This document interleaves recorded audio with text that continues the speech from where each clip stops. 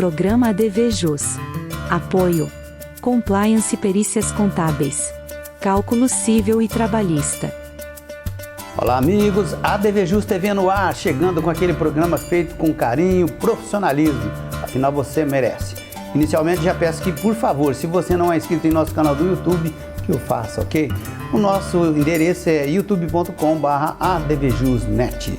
Você vai ver no programa de hoje ADV Jus Notícia Jurídica, ADV Especial com 3 participações, Vocabulário Jurídico, Marketing Jurídico, ADV Jus Podcast, Sala de Visitas do ADV Jus, entrevista com o delegado Marcelo Garcia Melo de Lima, parte 2 e Momento Divino. É agora aqui comigo no ADV Jus. Fique aqui.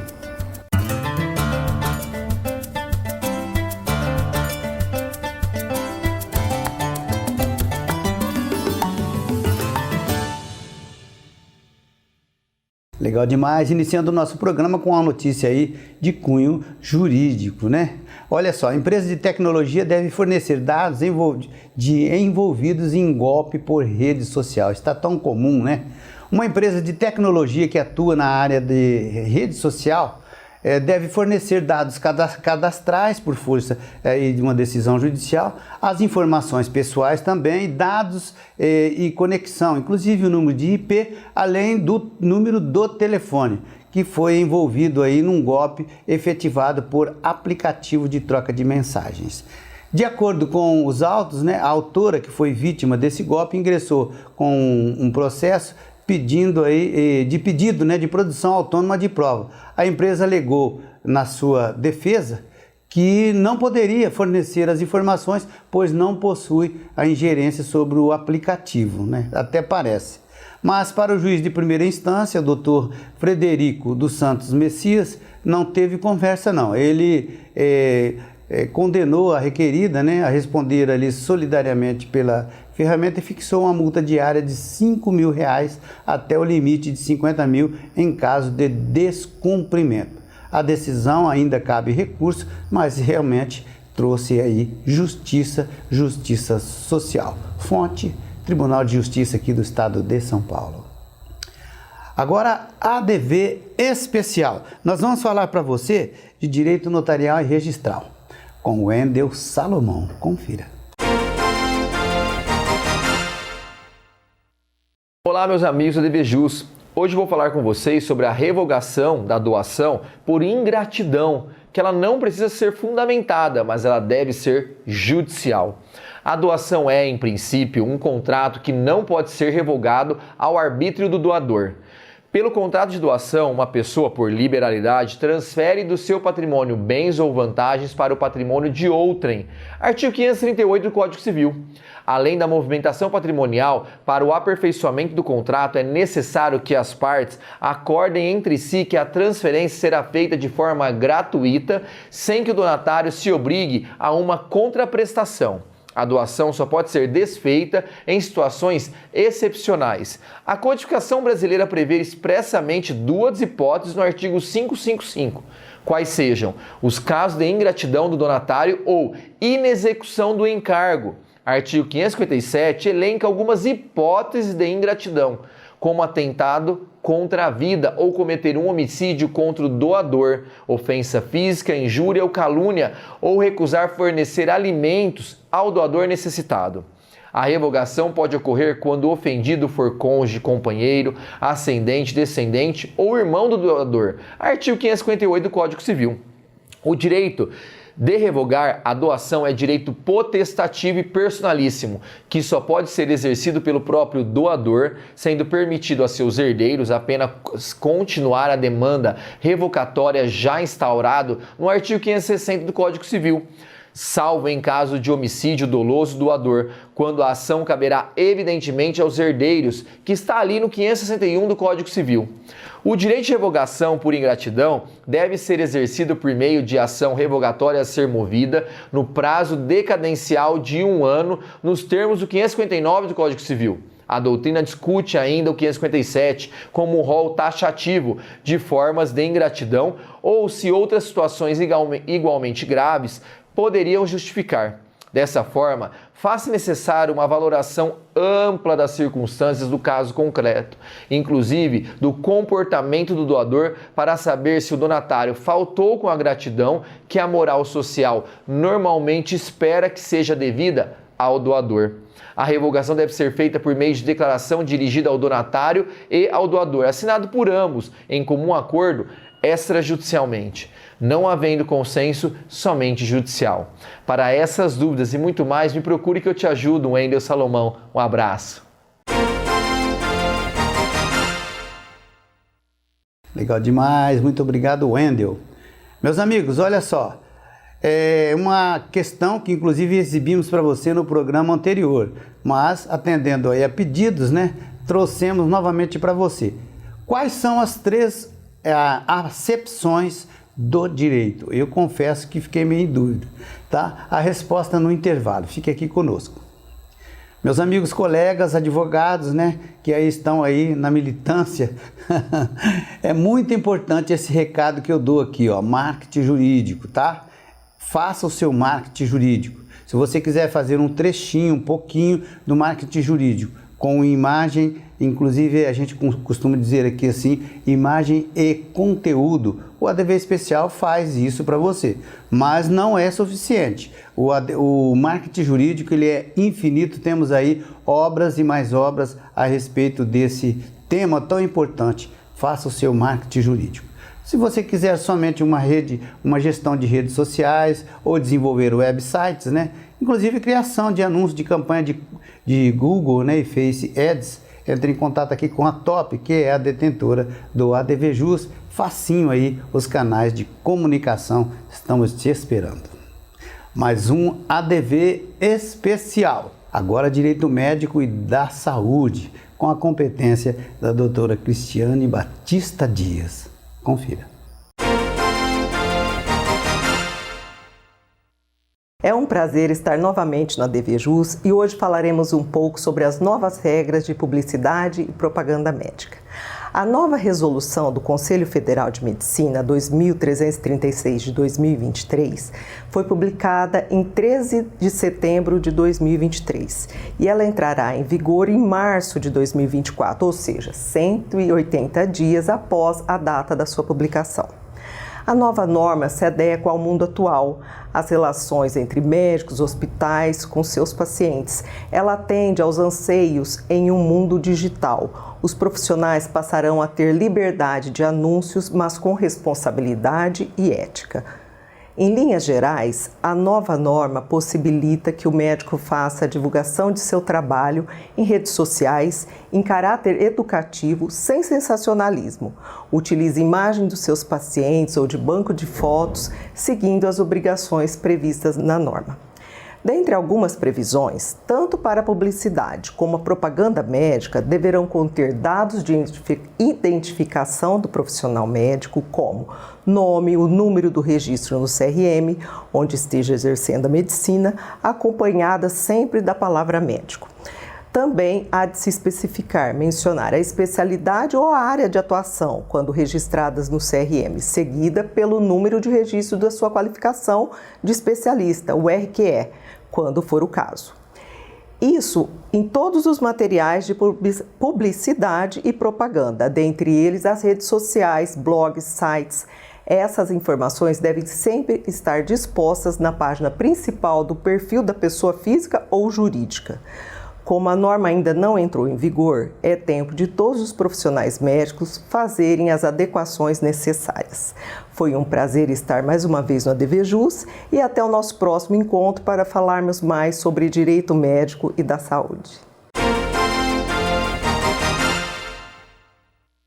Legal demais, muito obrigado, doutora. Olha, a gente fala muito aqui a respeito, né, da onda aí da moda agora, que é o podcast, mas já tem muita gente aí que está fazendo aquela boquinha estranha que a gente vê lá nos emojis, né, das redes sociais, porque tem muito podcast, mas e o conteúdo, né? Então, se você quer um podcast de conteúdo, venha para o podcast do ADV Jus, ok? Você não precisa ser advogado, você pode fazer um podcast especialíssimo. Podcast do ADV Jus, o number one.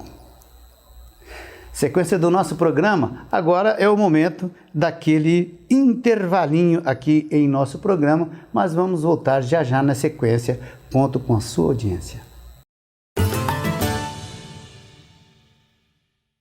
Arcângelo Imóveis, venda, locação e administração. Compromisso e confiança. Arcângelo Imóveis. Espaço Uomo, alfaiataria, aluguel de trajes e ternos sob medida. 2 endereços em Ribeirão Preto. Compliance e perícias contábeis. Cálculo civil e trabalhista. Perícia contábil. 10 anos de experiência no mercado. Contate-nos. Vocabulário jurídico. Quais são as 3 acepções do direito? Conforme proposta pelo professor Reale, a teoria correlaciona 3 fatores interdependentes que fazem do direito uma estrutura social axiológica normativa. Esses 3 elementos são fato, valor e norma. Ok, estamos de volta com o ADV Jus TV de hoje. Olha, não perca no final dessa edição a entrevista da Sala de Visitas, parte 2, entrevista que fizemos aí com um convidado especial, delegado de polícia, Dr. Marcelo, ok? Agora, ADV Especial, com quem entende de direito ambiental, Dr. Fabrício Martins Pereira. Confira. Olá, amigos do ADV Jus. Hoje no ADV Especial em Direito Ambiental, nós vamos falar um pouquinho a respeito da regularidade de empreendimentos imobiliários, com relação efetivamente ao direito ambiental e às áreas protegidas. Recentemente saiu a publicação de uma sentença da Primeira Vara Federal de Blumenau, determinando a demolição de um arranha-céus. Exatamente isso que você ouviu. A demolição de um prédio de 36 andares, Gran Trianon, o prédio, apartamentos que o preço chega a 4,4 milhões de reais. Demolição de um prédio pronto, apartamentos já entregues para entregar, isso é uma verdadeira catástrofe. Então nós nos perguntamos, como que pode isso acontecer? Bom, primeiramente, evidentemente que o poder público não anda todo mundo na mesma sintonia. A prefeitura certamente concedeu o alvará de construção, a obra foi devidamente aprovada e, evidentemente, demorou-se um tempo para se construir um prédio de 36 andares. Imagina a estrutura de um prédio dessa natureza. Então, são anos na construção. Para o Ministério Público posterior ingressar com a ação civil pública e dizer que foi construído em área de preservação permanente e a demolição ser concedida. O que a gente verifica aí, na verdade, é uma falta de bom senso e uma falta de gerenciamento dos problemas por todos os poderes. Porque se de um lado a prefeitura não poderia ter concedido este alvará, por outro lado também, evidentemente que todas as partes envolvidas, por se tratar de uma construção numa área consolidada, deveria se buscar uma alternativa e não a demolição. Imagina o tamanho do prejuízo. Não há um pensamento social de que efetivamente vários empregos foram gerados, a economia mudou, as pessoas que vão morar lá efetivamente estão adquirindo o direito de moradia num local suado de forma, né? Pois bem, a compensação ambiental seria algo mais apropriado, mas independentemente disso, o foco nosso aqui é o seguinte: antes de empreender, deve-se buscar uma equipe de advogados e técnicos para entender os riscos, a vulnerabilidade, independentemente da prefeitura ter conseguido o alvará de construção, evidentemente que poderia se levantar a irregularidade de se construir em área de preservação permanente e dirimir os riscos desse empreendimento. Forte abraço a todos, espero vê-los novamente aqui no ADV Especial em Direito Ambiental. Legal, muito obrigado, doutor. Agora a sala de visitas aqui do ADV Jus TV, muito legal, confira. Na verdade, né, doutor, uma coisa que isso chama atenção, mas é uma voz até corrente, né, que a grande imprensa, já de alguns, eu diria até que mais de uma década, né, ela parece que ela não trilha num caminho de imparcialidade, sabe? Principalmente a gente vê algumas divulgações de eventos que depois, futuramente, eles não eram daquele jeito como foi divulgado, né? E como não existe uma responsabilização, principalmente para a grande imprensa, eu acho que essa talvez, quem sabe, uma vertente que pode ter atrapalhado em muito o trabalho policial, né? E a elucidação de muita coisa. Senhor, como o senhor vê isso? É necessário um compromisso por parte da imprensa com a verdade dos fatos, né? Sim. É imprescindível que haja esse compromisso. Muitas vezes, o próprio delegado de polícia, né, ao tomar uma decisão em uma situação que pode até aparentar ser uma situação de flagrante delito, às vezes o delegado de polícia pode entender que não é uma situação de prisão em flagrante delito. Sim. E o que a imprensa divulga normalmente, né? O delegado solta, o delegado determina, o delegado liberou, né? Então saiu pela porta da frente da delegacia. Isso muitas vezes acaba prejudicando a imagem não apenas do agente público, mas também da instituição, né? Por quê? Porque às vezes o outro lado não é mostrado, o lado técnico, o lado da argumentação, o lado técnico-jurídico. E não dá para ficar dando aula de direito, né, doutor? E não dá, às vezes, nós entendemos que a maior parte da população é leiga em direito. Então, leiga em direito por quê? Porque tem conhecimento em outras áreas, lógico, a população é muito heterogênea, né? Então, é difícil muitas vezes em frente à câmera o delegado de polícia ele dar uma aula de direito, de direito penal, de teoria da pena, nem tem, né? Teoria do crime. É complicado. Então, é complicado, né? Expor o outro lado é difícil. É verdade que todo mundo procura fazer o melhor, né, doutor? Sim.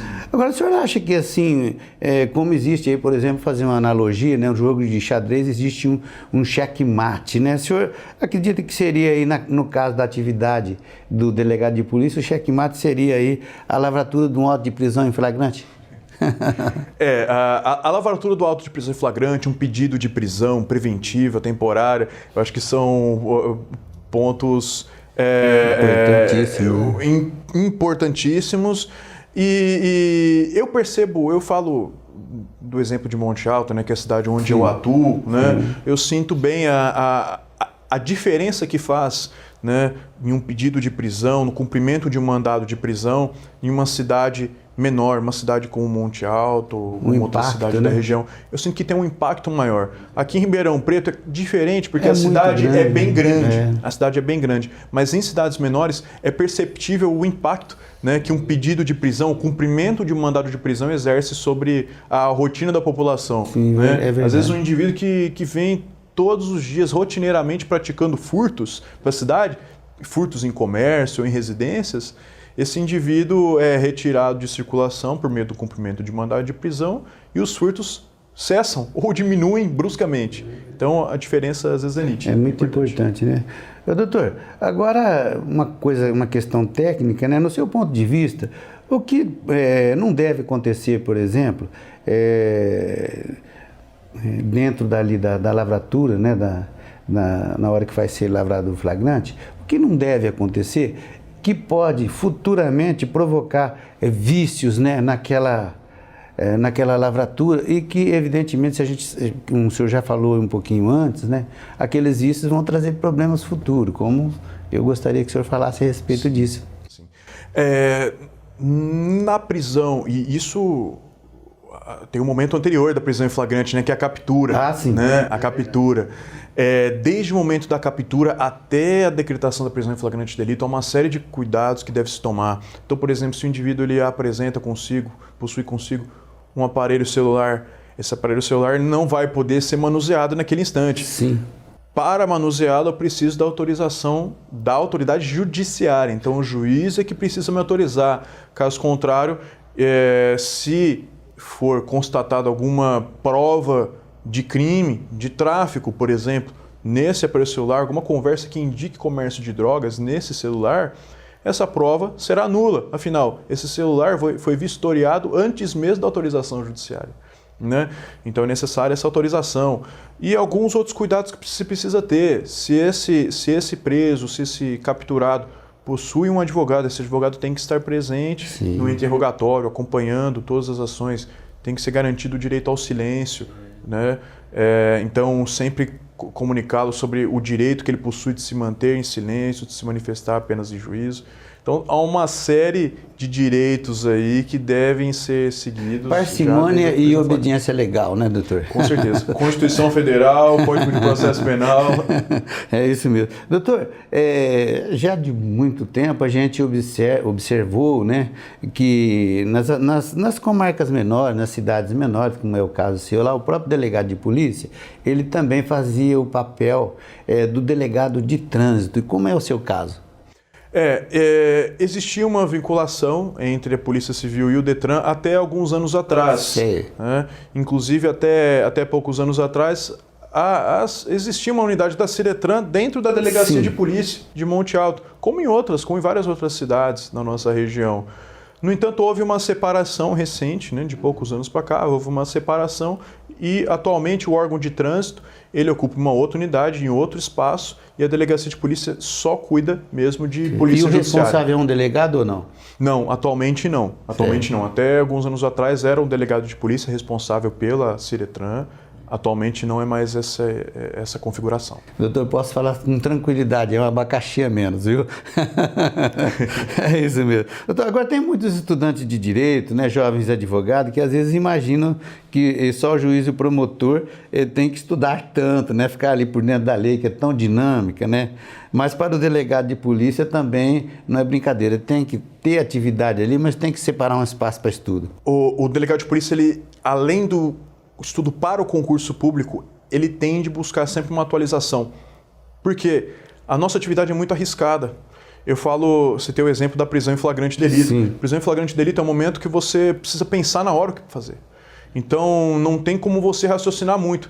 Então, se eventualmente for tomada uma decisão por alguém que está desatualizado com a lei, né?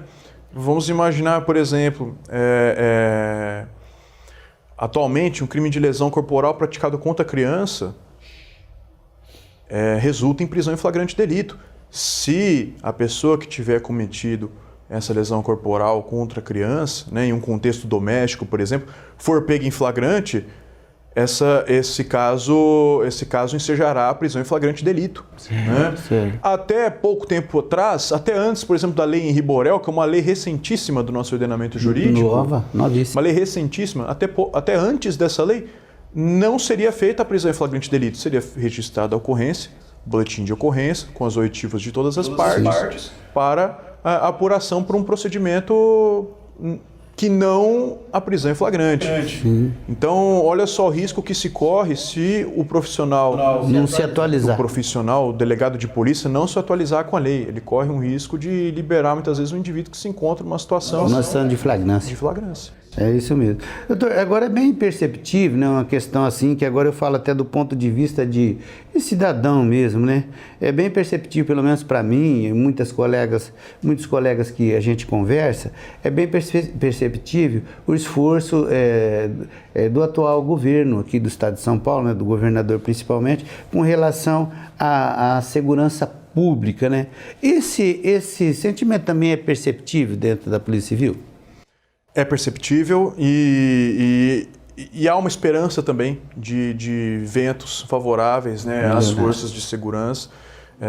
Falo especificamente da Polícia Civil. Né, e eu cito um exemplo. Até poucos anos atrás, nós demorávamos na Polícia Civil cerca de 4 ou 5 anos de intervalo entre concursos públicos para delegado de polícia. É muita coisa, é muito tempo. Né?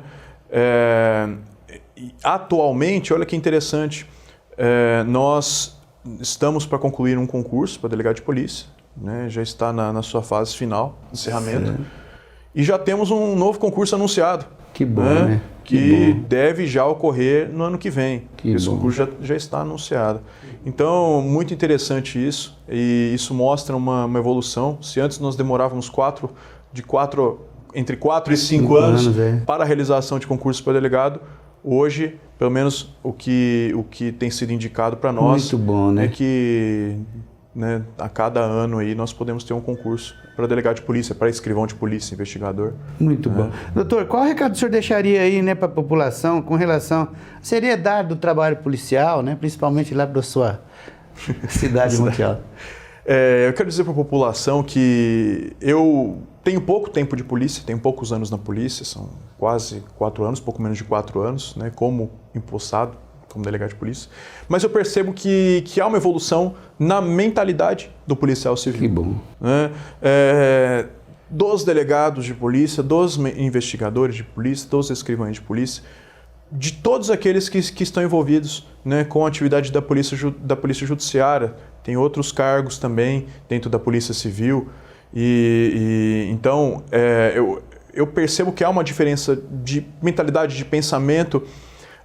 Hoje em dia nós temos diversas normas no nosso ordenamento jurídico que regulam a atividade policial, que conferem uma certa autonomia à polícia civil. Muito bom. Né?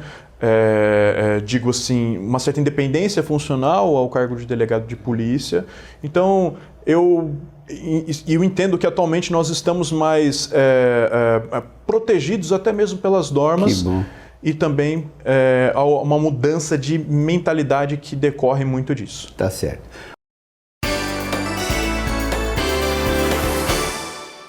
Ok, agradecimentos especiais ao Dr. Marcelo. Agora o momento do sorriso, né? Momento divino, uma delícia, confira.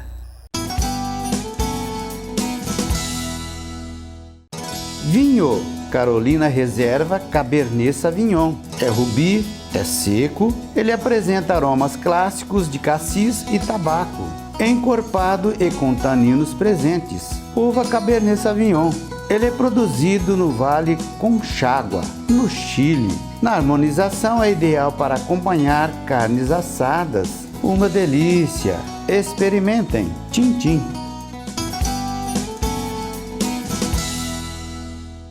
100%, legal demais. Finalzinho de mais um ADV Just TV. ADV Justo ligado, ADV especial. Vem pra cá fazer parte você também. Fico por aqui, volto breve com um programa inédito, certeza. Forte abraço, até o próximo.